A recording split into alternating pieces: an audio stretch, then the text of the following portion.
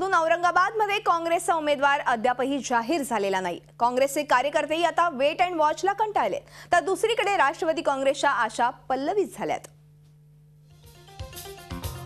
निवडणुकांच्या तारखा जाहीर झाल्या, रणधुमाळीलाही वेग आला, तरीही औरंगाबादचे कार्यकर्ते अजूनही उमेदवारांच्या प्रतीक्षेत आहेत। उमेदवार जाहीर झाला नसताना प्रचार कोणाचा करायचा हा प्रश्न त्यांना सतावतोय।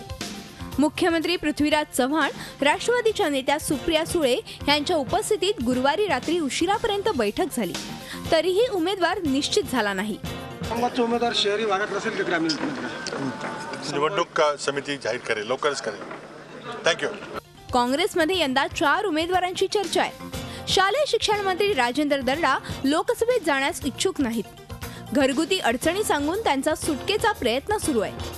फुलंब्रीचे आमदार कल्याण काळे आपल्या नावाची चर्चाच नको म्हणून मुलीच्या लग्नाचा आधार घेत सगळ्याच राजकीय कार्यक्रमातून सध्या गायब आहेत। उत्तमसिंग पवार गुडघ्याला बाशिंग लावून बसले असले तरी मागील 2 वेळेस पराभूत झालेत, त्यामुळे राहुल गांधींच्या निकषात ते बसत नाहीत। तर नितीन पाटील यांनी तर थेट काँग्रेसलाच एक वेळा विधानसभा निवडणुकांमध्ये हिसका दाखवलाय।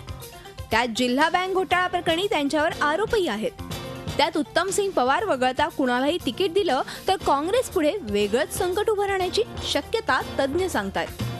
उत्तमसिंह पवार जर तिसरे उमेदवार म्हणून, अपक्ष म्हणून किंवा अन्य पक्षाचे उमेदवार म्हणून या निवडणुकीच्या रिंगणात उतरले तर याचा प्रत्यक्ष आणि थेट फायदा खासदार चंद्रकांत खैरेंनाच होणार आहे। काँग्रेसकडून उशीर होत असल्यानं राष्ट्रवादीच्या आशा वाढल्यात। या सगळ्या अडचणींमुळे युतीत मात्र आनंदाचं वातावरण आहे। त्यामुळे उमेदवारा तुला शोधू कुठं असं म्हणण्याची वेळ काँग्रेस नेत्यांवर आली आहे। विशाल करोळेसह bureau report, Zee media, Aurangabad. Zee 24 तास रहा एक पाऊल पुढे।